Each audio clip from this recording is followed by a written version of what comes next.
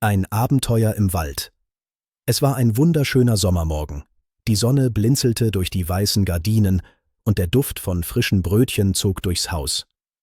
»Aufstehen, Abenteurer«, rief Papa lachend. »Heute ist der große Waldtag.« Emma sprang aus dem Bett. Ihre Zöpfe wippten im Takt ihrer Aufregung. »Wirklich? Heute?« Tom gähnte verschlafen. »Aber ich wollte doch noch mein Comic lesen.« Mama lächelte. »Dann liest du eben später im Wald, unter einem Baum, mit echten Vögeln als Publikum.« Tom lachte und war plötzlich doch hellwach. Die Rucksäcke wurden gepackt, Brote, Äpfel, eine Decke, eine Taschenlampe und natürlich Papas alte Kamera. »Bereit?« fragte Papa. »Bereit«, rief Emma. »Fast bereit«, rief Tom und stopfte noch sein Lieblingsauto in den Rucksack. Dann machten sie sich auf den Weg hinaus in den Wald, dem Abenteuer entgegen. Der Wald begann gleich hinter dem Hügel und empfing sie mit kühler Luft und einem leisen Rascheln. Überall glitzerte das Licht, das durch die Blätter tanzte, und der Boden roch nach Moos und Erde. »Hört ihr das?« flüsterte Emma. »Die Vögel sprechen miteinander.« Papa nickte. »Sie erzählen sich die Neuigkeiten des Tages.« Tom lauschte. »Und was sagen sie?« »Die Menschen kommen, aber sie sehen nett aus«, sagte Papa und zwinkerte. Mama lachte. »Dann benehmen wir uns auch wie nette Menschen.« Sie folgten einem kleinen Pfad, der sich zwischen Farnen und Baumstämmen hindurchschlängelte, immer tiefer in den Wald hinein. Nach einer Weile machten sie eine Pause. Emma breitete die Decke aus und Mama packte die Brote aus. Doch plötzlich hörten sie ein Rascheln. Tom hielt den Atem an. »Was war das?« »Bestimmt nur ein Hase«, flüsterte Mama. Doch das Rascheln kam näher. »Vielleicht ein Eichhörnchen?«, meinte Papa.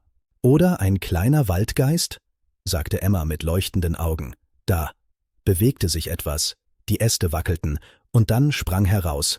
»Ein Igel!« »Oh«, rief Emma, »wie süß!« Der Igel blieb stehen, schnupperte und trottete dann neugierig auf den Picknickkorb zu.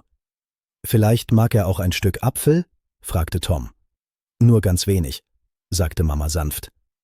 »Er soll satt werden, aber nicht zahm.« Der Igel knabberte ein wenig und rollte sich dann zufrieden zu einer Kugel zusammen. Nachdem der Igel wieder verschwunden war, packten sie ihre Sachen zusammen und gingen weiter, doch bald merkten sie, dass der Pfad sich verändert hatte. »War der Weg eben auch so schmal?«, fragte Emma.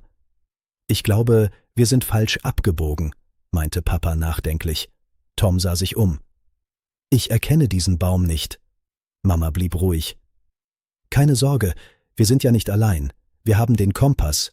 Und uns?« Papa holte den kleinen Kompass aus seiner Tasche.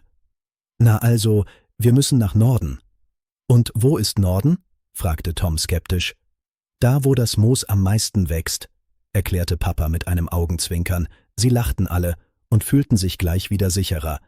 Nach einer Weile hörten sie Wasser plätschern, und bald kamen sie an einen kleinen Bach, so klar, dass man jeden Stein sehen konnte. »Da ist eine Brücke«, rief Emma begeistert. Tatsächlich, eine schmale Brücke aus Holz, ein wenig schief, aber wunderschön. »Sieht aus wie aus einem Märchen«, sagte Mama leise. Tom legte sein Spielzeugauto auf die Brücke. »Guck mal, jetzt fährt es über den Fluss der Abenteuer.« Papa machte ein Foto und alle lachten. Sie blieben eine Weile dort, ließen die Füße ins Wasser hängen und lauschten dem leisen Summen der Libellen. »Ich glaube, der Wald erzählt Geschichten«, flüsterte Emma. »Wenn man nur still genug ist.« Als sie weitergingen, entdeckte Tom plötzlich etwas zwischen den Bäumen. »Da oben, seht ihr das?« Hoch in den Ästen eines alten Baumes hing ein Baumhaus aus Holzplanken mit einer kleinen Leiter. »Das sieht verlassen aus«, sagte Papa neugierig. »Dürfen wir da hoch?«, fragte Emma. »Nur wenn die Leiter sicher ist«, meinte Mama. Papa prüfte die Stufen. »Hält, kommt mit.« Einer nach dem anderen stiegen sie hinauf, und oben war es wie in einer anderen Welt. Das Baumhaus war voll mit kleinen Schätzen, Muscheln, bunte Steine, alte Bücher, und an der Wand hing eine Karte mit dem Titel »Die Wächter des Waldes«.